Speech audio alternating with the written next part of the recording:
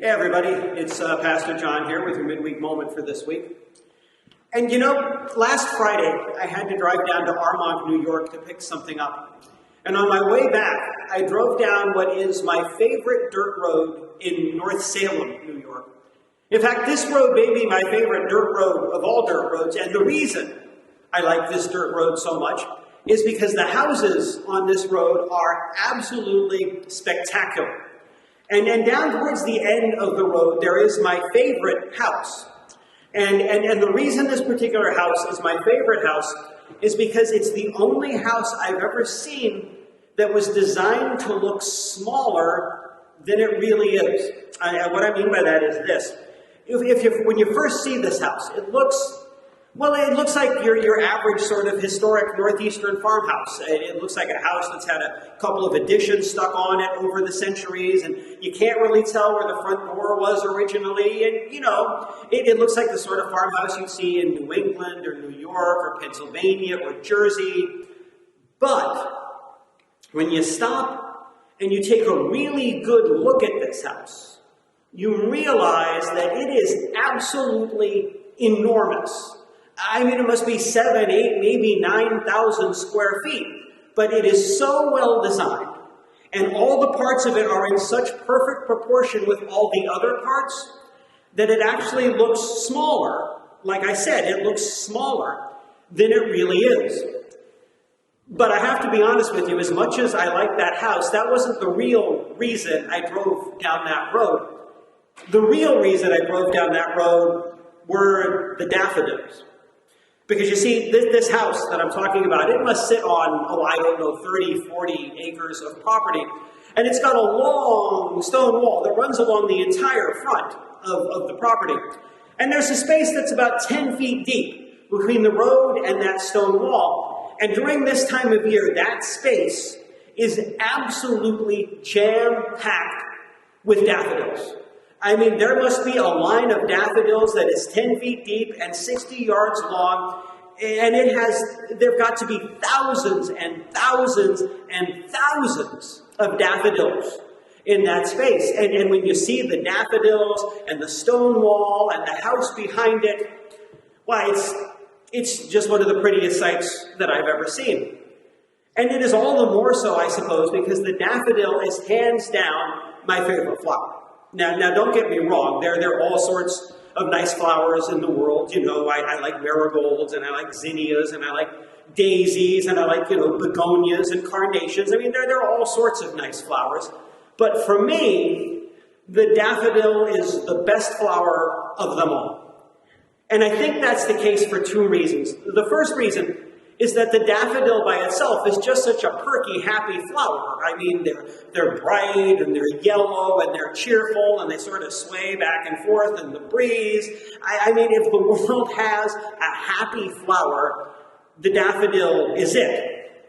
But the other reason I like daffodils so much is because they're really the first great flower that you get in the spring.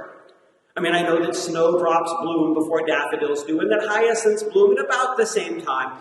But as far as I'm concerned, it's the daffodil that tells you that spring is finally here, and that after another long, cold, dark, gray, northeastern winter, that better days are really, definitely going to come, because now the daffodils are back. And you know, it seems to me there are probably a lot of people around these parts who like daffodils, because when you drive around at this time of year, you see daffodils absolutely everywhere.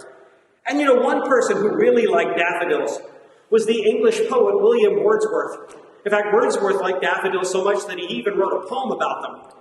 And I'd like to take a second and share that poem with you. And then a point or two that are raised by the poem that I think are important for us to think about. So first, here's the poem. I wandered lonely as a cloud that floats on high o'er vales and hills, when all at once I saw a crowd, a host of golden daffodils, beneath the lake, beneath the trees, fluttering and dancing in the breeze.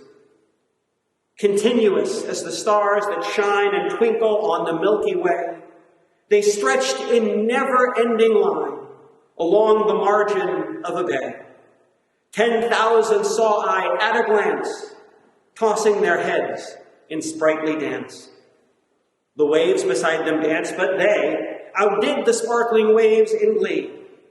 A poet could not but be gay in such jocund company. I gazed and gazed, but little thought what wealth the show to me had brought. For oft, when on my couch I lie, in vacant or in pensive mood, they flash upon the inward eye that is the bliss of solitude. And then my heart with pleasure fills and dances with the daffodils. So that's what William Wordsworth thinks about daffodils. And I think there are a couple of things in that poem that are worth us paying attention to. I think the first thing we need to pay attention to is the fact that sometimes you just have to stop and enjoy the daffodils. And I know what you might be thinking. You might be thinking, Pastor John, I would love to do that. I would love to take some time to just enjoy the daffodils, but you have no idea how busy I am. You have no idea how many things I need to do. And I know that that's true. I know that we're all really busy. But I also at least suspect this. I suspect that if you sat down and you took a really hard look at that long list of things that you think you need to do, you would probably discover that at least some of them aren't really actually things that you need to do. They're just things that you think you need to do. And that if it turns out you didn't do them, or if you put them off for a little while, it really wouldn't be the end of the world. And it may be that you've got lots of things to do, but that doesn't necessarily mean that you need to do all of them right now. Because like I said, sometimes you should just take some time to enjoy the daffodils. And if you want to do that, you've got to do it right now, because the daffodils aren't going to be here forever. And that's the way it is with lots of, I suppose, the beautiful things in life, a lot of the enjoyable things in life. They're here for a while, and then we can enjoy them, and then they're gone. Because, life is a fleeting thing. And a lot of the things that we can enjoy in life are fleeting things. So if you want to take advantage of them, you've got to take advantage of them when they're there. So like I said, sometimes you just got to take some time to enjoy the daffodils. And if you're going to do it, you have to do it while the daffodils are still around. Amen.